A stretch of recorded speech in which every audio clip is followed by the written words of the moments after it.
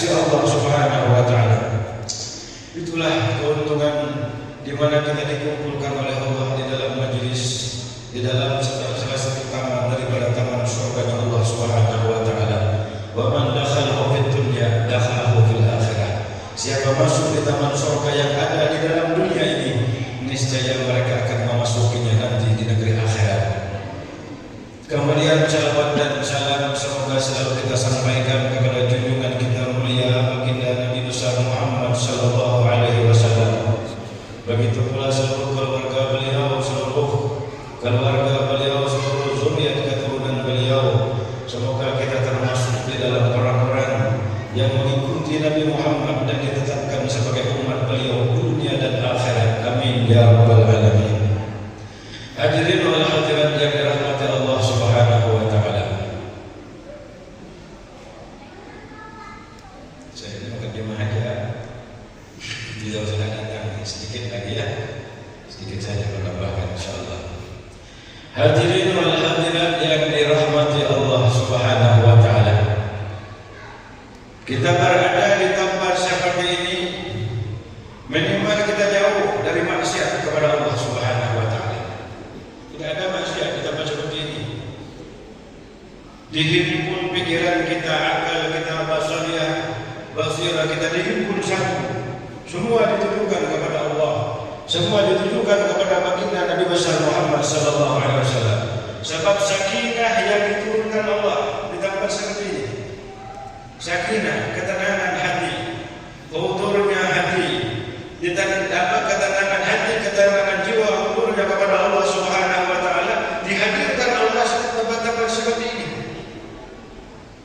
Apalagi dikala orang-orang sedang lupa kepada Allah, kita sedang berzikir kepada Allah, mengingat Allah, menyebut kekasihnya Nabi Muhammad sallallahu alaihi wasallam, maka keberadaan kita itu bagaikan daun hijau di antara daun-daun yang kering. Bagaikan orang-orang yang hidup dalam pandangan Allah di antara orang-orang mati.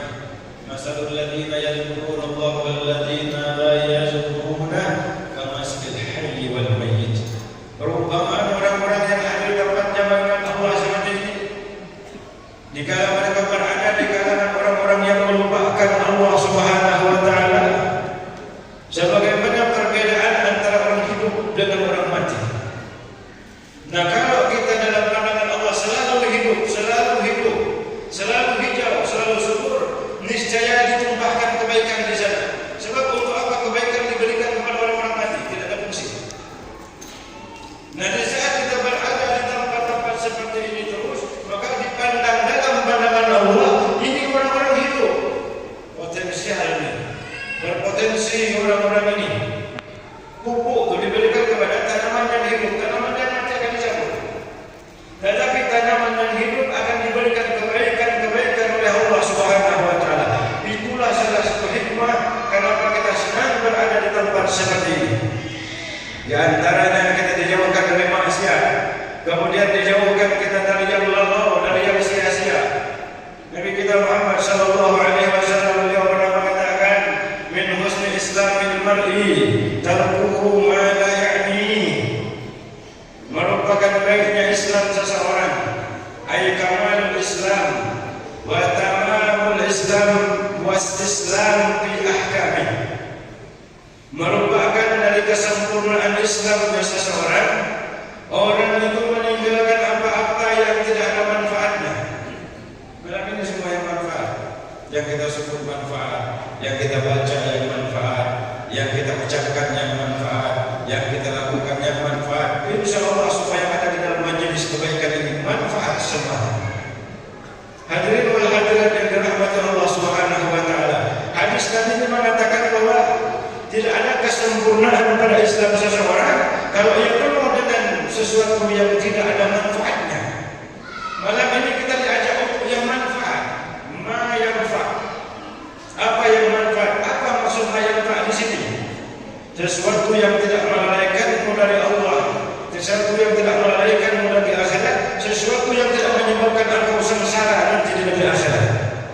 Semuanya manfaat dari awal sampai kita mengumpul di sini, sampai kita berada di tengah orang-orang saleh, orang-orang alim,